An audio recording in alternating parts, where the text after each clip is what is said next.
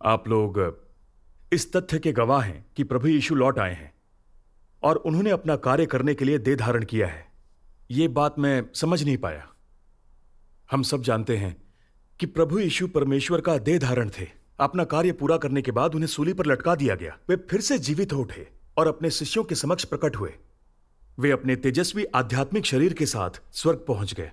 बिल्कुल सही। जैसा कि बाइबल में कहा गया है, हे गलीली पुरुषों, तुम क्यों खड़े आकाश की ओर देख रहे हो?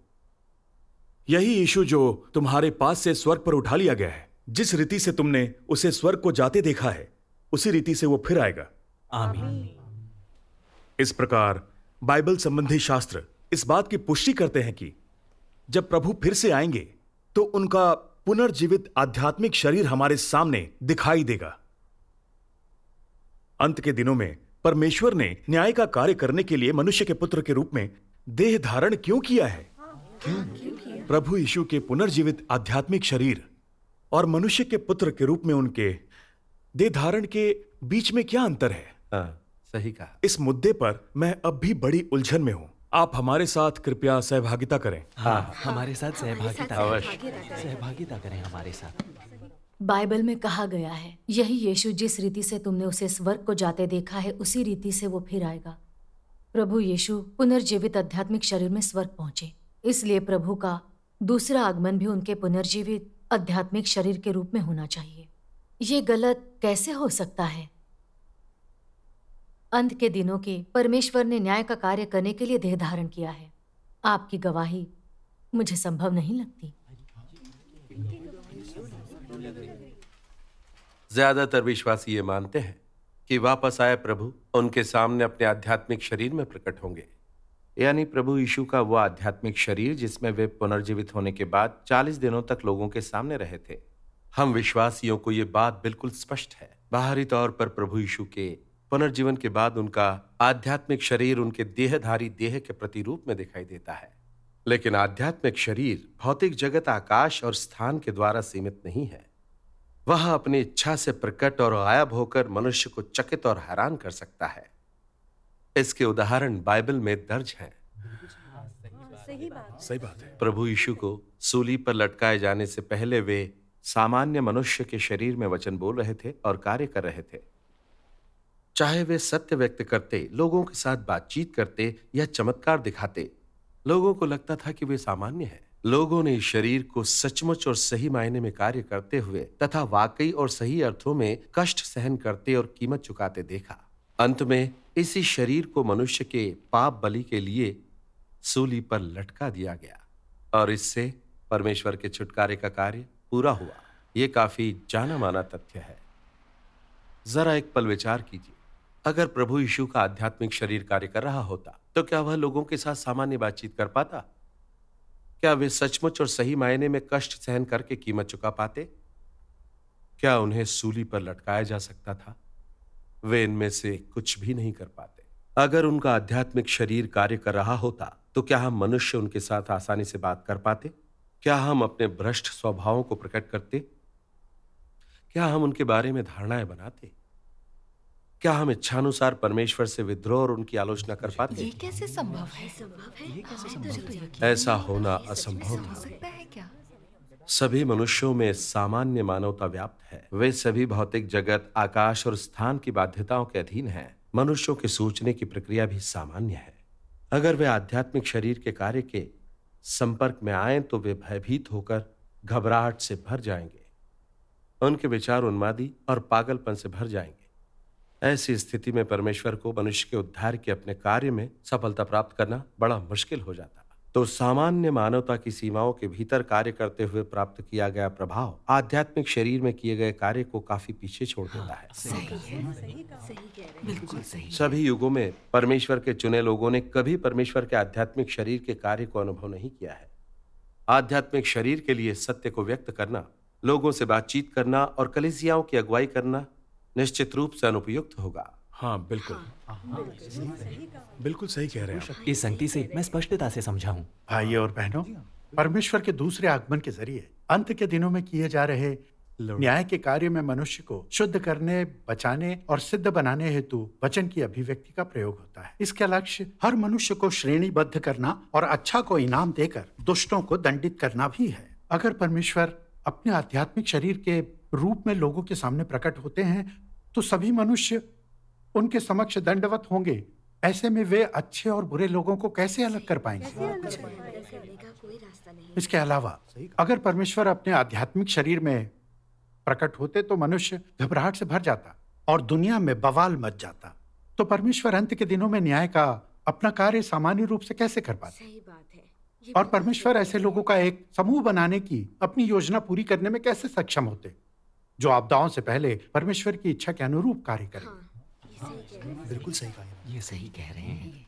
इसलिए अंत के दिनों में भी परमेश्वर को सामान्य मानवता वाले मनुष्य के पुत्र के रूप में देह धारण करना होगा और ऐसे ही वे मानव संसार में रहकर कार्य कर सकते हैं और इस तरीके से वे सत्य को व्यक्त करके मनुष्य का न्याय और शुद्धिकरण कर सकते हैं ताकि मनुष्य को शैतान के प्रभावों से छीना जा सके, परमेश्वर द्वारा बचाया जा सके और वे परमेश्वर के लोग बन सके। बिल्कुल सही बात है। देहधारी प्रभु यीशु ने मनुष्य के छुटकारे का कार्य पूरा करने के लिए सामान्य मानवता के भीतर कार्य किया।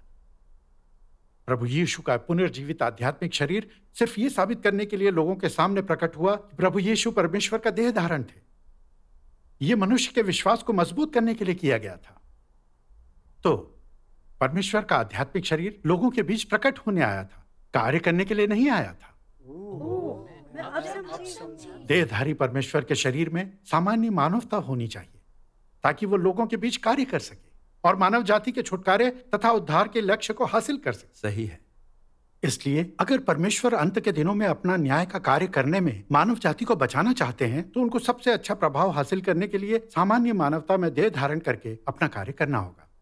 वे निश्चित रूप से अंत के दिनों में न्याय का कार्य करने के लिए प्रभु यीशु के आध्यात्मिक शरीर के रूप में मनुष्य के सामने प्रकट नहीं होंगे। इस बारे में सभी विश्वासियों को स्पष्ट होना चाहिए। अपना कार्य करने के लिए सिर्फ देहधारी होकर ही परमेश्वर का शुद्धिकरण और बचाव कर सकते हैं। इस समागम ने मेरी समझ खोल दी। इसका मतलब है कि प्रभु यीशु का आध्यात्मिक शरीर लोगों के बीच प्रकट होने के लिए है, कार्य करने के लिए नहीं है। प्रभु यीशु द्वारा सूली पर चढ़ने का कार्य पूरा होने के बाद उनका पुनर्जीवित शरीर 40 दिनों तक लोगों के बीच प्रकट हुआ। उन्होंने ऐसा इसलिए किया ताकि मनुष्य ये समझ सके कि प्रभु यीशु परमेश्वर का देह धारण थे। हाँ, सही कहा।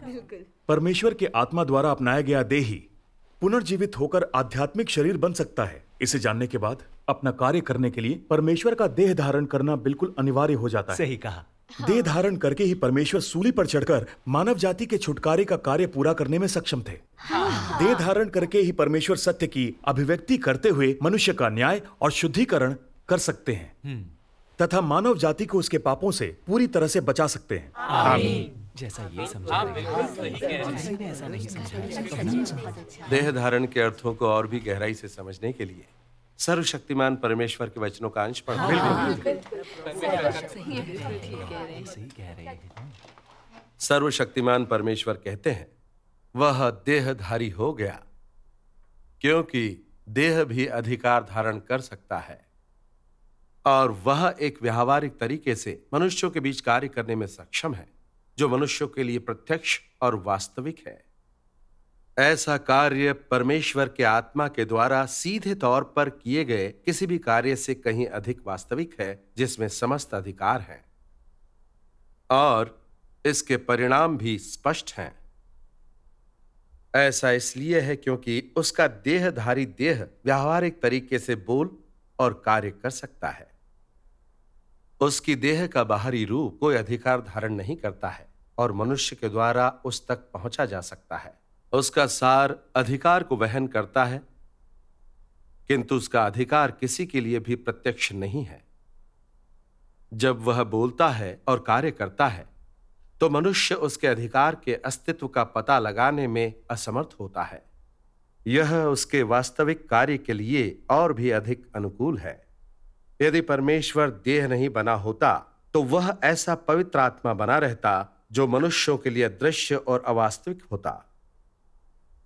मनुष्य देह वाला प्राणी है और मनुष्य और परमेश्वर दो अलग अलग संसारों से संबंधित हैं और स्वभाव में भिन्न हैं। परमेश्वर का आत्मा देह वाले मनुष्य से बेमेल है और उनके बीच कोई संबंध स्थापित नहीं किया जा सकता है। इसके अलावा मनुष्य आत्मा नहीं बन सकता है।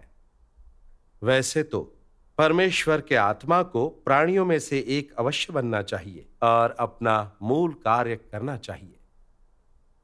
परमेश्वर सबसे ऊंचे स्थान पर चढ़ सकता है और सृष्टि का एक मनुष्य बनकर कार्य करते हुए और मनुष्य के बीच रहते हुए अपने आप को विनम्र भी कर सकता है। परंतु मनुष्य सबसे ऊंचे स्थान पर नहीं चढ़ सकता है और पवित्र आत्मा नहीं बन सकता है, और वह निम्नतम स्थान में तो बिल्कुल भी नहीं उतर सकता है। इसलिए अपने कार्य को करने के लिए परमेश्वर को देह अवश्य बनना चाहिए। देहधारी परमेश्वर के विषय में कुछ बातें उससे भिन्न हैं, जैसे मनुष्य उनके बारे में सोचता है कि वे अदृश्य, अस्पर्शनीय, रहस्यमयी हैं और वह आकाश और भूगोल के द्वारा सीमित किए गए बिना सब कुछ जानने के योग्य है। यदि ऐसा है तो यह देह नहीं अपितु आत्मिक शरीर है। यीशु को क्रूस पर चढ़ाने के और फिर पुनर्जीवित होने के पश्चात वह दरवाजे में से पार जा सका, परंतु वह पुनर्जीवित यीशु था। पुनरुत्थान से पहले यीशु दीवार के पार नहीं जा सकता था। यह संभव ही नहीं है। वह आकाश, भूगोल और समय के द्वारा बंधा था। यही देह का सामान्य पहलू है। हाँ।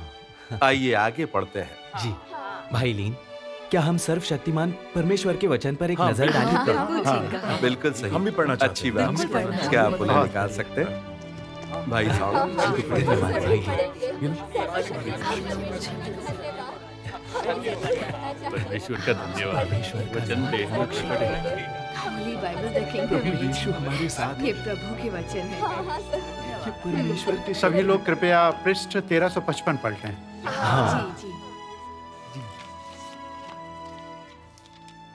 सर्वशक्तिमान परमेश्वर कहते हैं, क्योंकि वो मनुष्य है जिसका न्याय किया जाता है, मनुष्य जो हाड़ मांस का है और जिसे भ्रष्ट किया जा चुका है। और ये शैतान का आत्मा नहीं है जिसका सीधे तौर पर न्याय किया जाता है। न्याय का कार्य आत्मिक संसार में नहीं बल्कि मनुष्यों के बीच किया जाता है।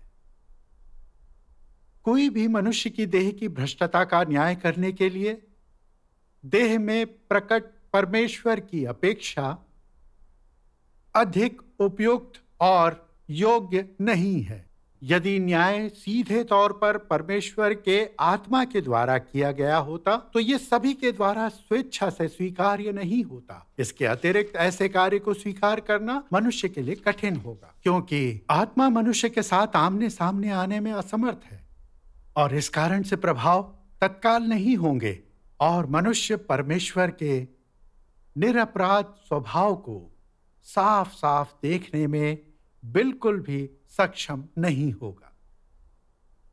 यदि देहधारी परमेश्वर मानव जाति की भ्रष्टता का न्याय करे, केवल तभी शैतान को पूरी तरह से हराया जा सकता है। यदि यह कार्य परमेश्वर के आत्मा के द्वारा किया जाता तो यह शैतान पर विजय नहीं होती। आत्मा स्वभाव से ही नश्वर प्राणियों से कहीं अधिक ऊंचा है और परमेश्वर का आत्मा स्वभाव से ही पवित्र है और देह के ऊपर जयवंत है।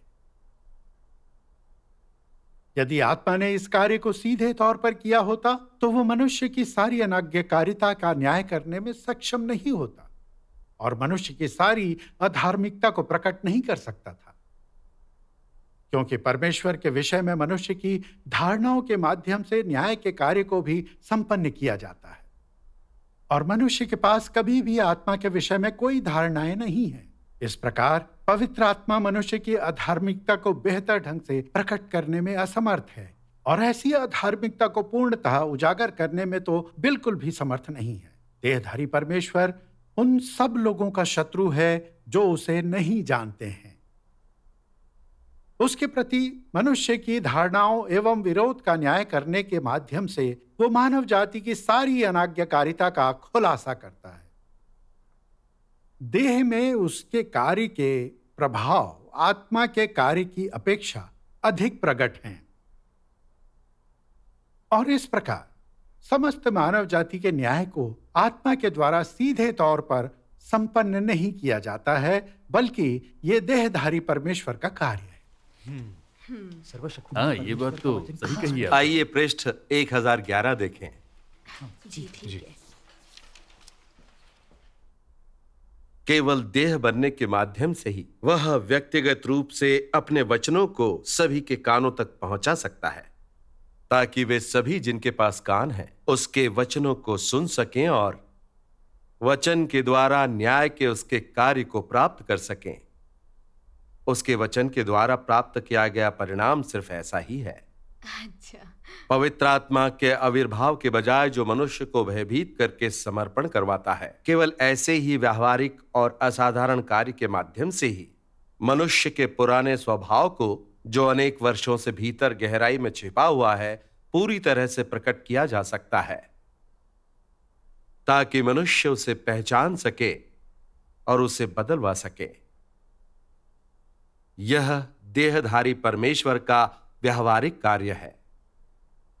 वह वचन के द्वारा मनुष्य पर न्याय के परिणामों को प्राप्त करने के लिए व्यावहारिक तरीके से बोलता है और न्याय को निष्पादित करता है। यह देहधारी परमेश्वर का अधिकार है और परमेश्वर के देह धारण का महत्व है। अब यहाँ परमेश्वर के वचनों को पढ़ना रोकते हैं। सर्वशक्तिमान परमेश्वर ने देह धारण के रहस्य को उजागर किया है। उनके वचन सचमुच आंखें खोलने वाले और सही मायने में असाधारण हैं। भाइयों, कृपया हमारे साथ थोड़ा और संवाद करें। और भी जानना आगे आप बताइए। सर्वशक्तिमान परमेश्वर के वचन आध्यात्मिक शरीर में परमेश्वर के कार्य और देहधारी परमेश्वर के कार्य के बीच के अंतर को स्पष्ट रूप से बताते हैं। सही है। ये परमेश्वर के देह धारण में उनके कार्य के अर्थ को भी स्पष्ट करते हैं। इस तथ्य के बावजूद कि प्रभु यीशु का आध्यात्मिक शरीर मनुष्य के सामने प्रकट हो सकता है, तब भी आध्यात्मिक शरीर मनुष्य के लिए अथाह रूप से रहस्यमय और अगम्य प्रतीत होता है। वो लोगों के दिलों में भय पैदा करके दूरी बनाए रखने को बाध्य करता है, क्योंकि प्रभु यीशु का आध्यात्मिक शरीर सामान्य तरीके से लोगों से बातचीत नहीं कर सकता है और लोगों के बीच सामान्य तरीके से कार्य नहीं कर सकता है। इसलिए वो मानव जाति को बचा पाने में असमर्थ है। परंतु देहधारी परमेश्वर अलग हैं। वे उपयोगी और असली ढंग से लोगों से बातचीत कर सकते हैं। वे मनुष्य को सींच और आपूर्ति कर सकते हैं। प्रभु यीशु की तरह वे लोगों में रहकर सत्य को व्यक्त करने में सक्षम थे, जिससे कभी भी कहीं भी मनुष्य को आपूर्ति की जा सके। उनके शिष्य अक्सर उनके साथ बैठा करते थे, उनके उपदेशों को सुनते थे और उनके साथ दिल मिलाकर बातें किया करते थे। उन्हें सीधे तौर पर उनकी सिंचाई और चरवाही मिलती थी। उन्हें जो भी समस्याएं या परेशानियां आईं, प्रभु यीशु उन्हें सुलझाने में उनकी मदद करते थे। वे काफी मात्रा में जीवन की आपूर्ति से संपन्न थे। उन्होंने परमेश्वर को स्नेही और प्रिय पाया, इसीलिए वे सही मायनों में परमेश्वर को प्रेम करने और उनका आज्ञा पालन करने में सक्षम थे। देहधारी परमेश्वर के मनुष्य के क्षेत्र में आने के बाद ही हमें परमेश्वर के साथ बातचीत करने, उन्हें अनुभव करने और उनको जानने का अवसर मिलता है।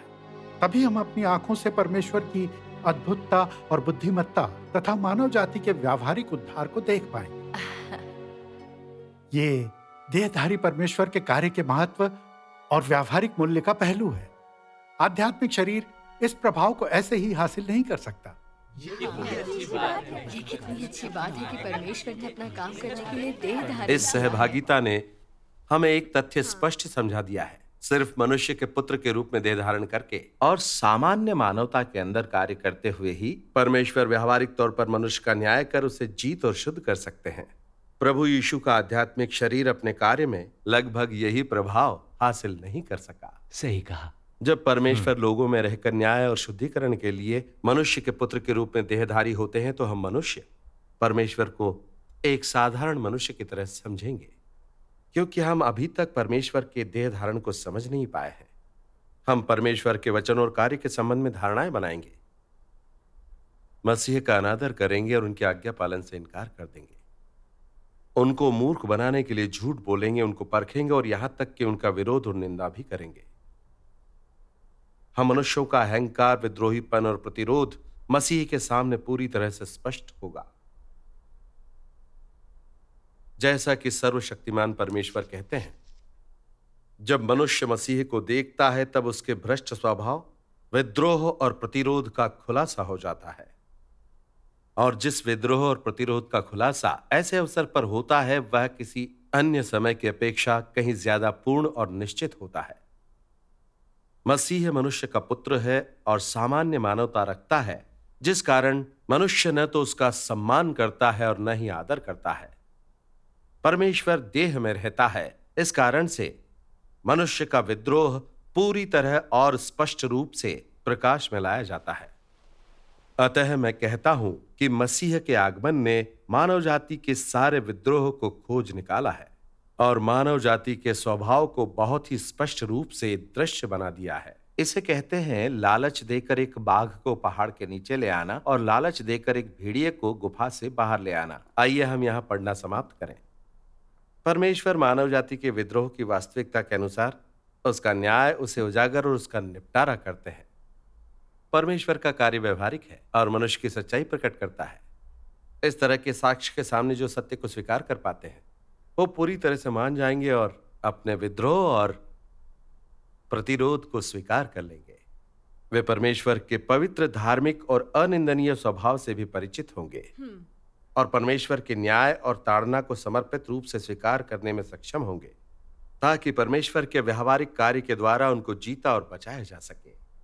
जैसा कि सर्वशक्तिमान परमेश्वर कहते हैं, देहधारी परमेश्वर उन सब लोगों का शत्रु है जो उसे नहीं जानते हैं। उसके प्रति मनुष्य की धारणाओं एवं विरोध का न्याय करने के माध्यम से वह मानव जाति की सारी अनाज्ञाकारिता का खुलासा करता है। देह में उसके कार्य के प्रभाव आत्मा के कार्य की अपेक्षा अधिक प्रकट है और इस प्रकार समस्त मानव जाति के न्याय को आत्मा के द्वारा सीधे तौर पर संपन्न नहीं किया जाता है, बल्कि यह देहधारी परमेश्वर का कार्य है। देह में प्रकट परमेश्वर को मनुष्य के द्वारा देखा एवं छुआ जा सकता है और देह में प्रकट परमेश्वर पूरी तरह से मनुष्य पर विजय पा सकता है। देहधारी परमेश्वर के साथ अपने रिश्ते में मनुष्य विरोध से आज्ञाकारिता की ओर, सताव से स्वीकार्यता की ओर, सोच विचार से ज्ञान की ओर और तिरस्कार से प्रेम की ओर प्रगति करता है। ये देहधारी परमेश्वर के कार्य के प्रभाव हैं। मनुष्य को केवल परमेश्वर के न्याय की स्वीकार्यता के माध्यम से ही बचाया जा सकता है। मनुष्य केवल परमेश्वर के मुंह के वचनों के माध्यम से ही धीरे धीरे उसे जानने लगता है। परमेश्वर के प्रति उसके विरोध के दौरान उसके द्वारा मनुष्य पर विजय पाई जाती है और परमेश्वर की ताड़ना की स्वीकार्यता के दौरान वह उससे जीवन की आपूर्ति प्राप्त करता है। यह समस्त कार्य देहधारी परमेश्वर के कार्य है और आत्मा के रूप में उसकी पहचान में परमेश्वर का कार्य नहीं है। तो मनुष्य को सिर्फ पूरी तरह से शुद्ध किया और बचाया जाएगा जब देहधारी परमेश्वर स्वयं अंत के दिनों में न्याय का कार्य करेंगे। हाँ, परमेश्वर का धन्यवाद। आपके समागम को सुनकर मैं बहुत स्पष्ट रूप से समझ गया हूं। परमेश्वर का धन्यवाद। हालांकि सर्वशक्तिमान परमेश्वर की न्याय प्रक्रिया से हमारा गुजरना अभी बाकी है। सिर्फ देहधारी परमेश्वर द्वारा मनुष्य के न्याय, शुद्धिकरण और उद्धार का उनका व्यवहारिक कार्य पूरा होने पर ही हमें परमेश्वर का ज्ञान हासिल करने का अवसर मिलेगा। सही कहा, सही कहा। देहधारी परमेश्वर का कार्य बहुत ही व्यवहारिक है। परमेश्वर ही है। मुझे ये कहने में संकोच हो रहा है, वर्षों तक विश्वासी रहकर भी हम कभी प्रभु के वचन को नहीं समझे हैं। हमने व्याख्या अपनी कल्पना के अनुसार की है और समझा कि अंत के दिनों में प्रभु बादलों पर उतरेंगे। मैं स्वर्ग की ओर देखता हूं, प्रभु यीशु के आध्यात्मिक शरीर के बादलों पर आने की मूर्खतापूर्ण ढंग से प्रतीक्षा करता रहा हूं। मैंने अंत के दिनों में देहधारी परमेश्वर के कार्य का अध्ययन करने का प्रयास भी नहीं किया। सच में हम कितने अनजान बने रहे। सही कहा आपने।